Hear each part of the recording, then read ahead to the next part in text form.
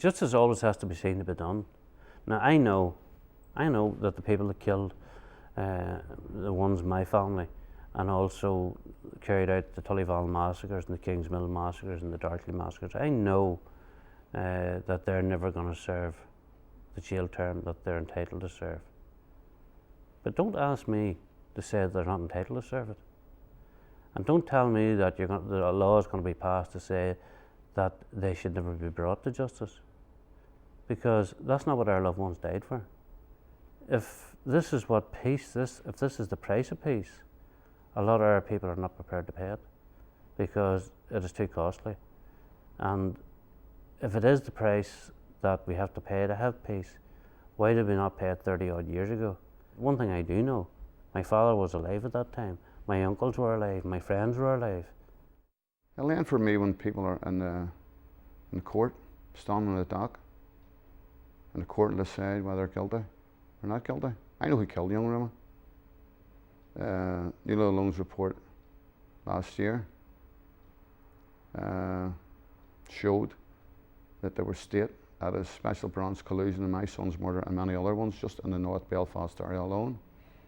You know, the police have done everything, the security forces have done everything, and the faceless men in the intelligence services have done everything to stop the report coming out, to stop the truth coming out. I believe that the people that murdered young Raymond were in court this week, right, and they're put in jail. Raymond's murder, you know, it'll never go away from my family, but it'll help us put closure on it.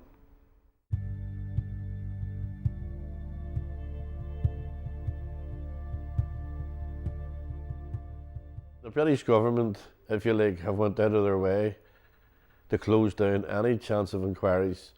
I mean, in 2005, the British government closed down any chance of having an independent inquiry. They introduced their own Inquiries Act, which is going to be a British government minister deciding which evidence is going to be heard in public and which in private, which witnesses will be heard in public and which in private, and at the end of the day, how much of the final report will be allowed to be published and how much will be held back for 30 years. So they have been actively seeking to deny the truth. Why? Because they have been protagonists, major protagonists on the side of the loyalists, on the side of the UVF, on the side of the UDA, and presenting them with weapons, with information, and then giving them a free run to and from their targets. Who Ord complains about the money being spent on inquiries? You know, and a huge amount was spent on Bloody Sunday. What price has he put in justice? You know, if a country can go to war and spend billions fighting a war thousands of miles away, why should they worry about spending money here getting justice for citizens of the country?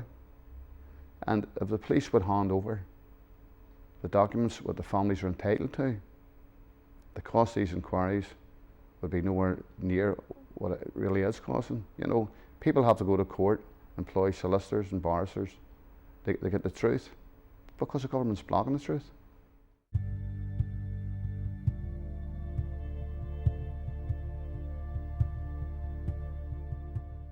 For 36, almost 37 years now, our family's been trying to get at the truth. But what we have seen is we've been blocked at every single avenue.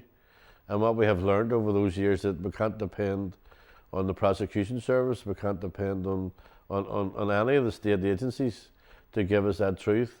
So at this point in time, a number of groups, including in Orinya, the Pat Finnegan Centre, Justice for Forgotten, who deal with the people who were murdered in the 26 county state, because collusion, as well as being cross-border, was cross-community. And we also have groups like Orinya, which deals with issues of state violence and collusion in Fermanagh, along with the Ardoyne Commemoration Project, which deals with all those people from the North Belfast who were murdered as a result of collusion and state murder.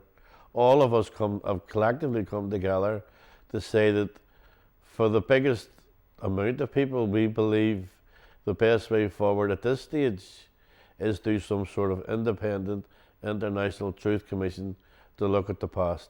The whole issue around truth commissions is, I think, is a very complex issue, and I think when people talk about truth commissions, they invariably talk about the South African model almost as though it's the only model that exists. And of course, I mean, those that work in the sector that have done some research know that that's not the case. There's been something around 30 or 40 odd truth commissions happen around the world. The actual coming up with a definitive number is quite difficult because various things have been put in place which have been called truth commissions. Some haven't been called truth commissions. So I suppose the big question you have there is what defines a truth commission. But some of them have included things like reparations and apology. And I think those things, where they have been offered, have been have some potential to do some good. We're throwing out the idea. It's probably up for others, particularly governments and stuff like that, to take it on board, along with the political parties, as they're going to try and deal with this as the last big outstanding issue of the conflict. But we believe it has to be dealt with, and the only way to deal with it is through some sort of international independent body. Now, the size of the body, whether it's 5 commissioners, whether it's 11 or 13, would be up to the people putting it together. But we believe it should have powers to subpoena. You know what I mean? If people are reluctant to come forward, they should be subpoenaed to come and give evidence. It should also have power to seek documents, to seek forensics, to seek ballistics, and any information that's valid to the workings. So you would have, say, a panel, for instance, of 5. This is just an example. You would then have maybe 20 or 30 investigators who would go out, meet families, try and seek information, and bring it to be brought forward to the commissions.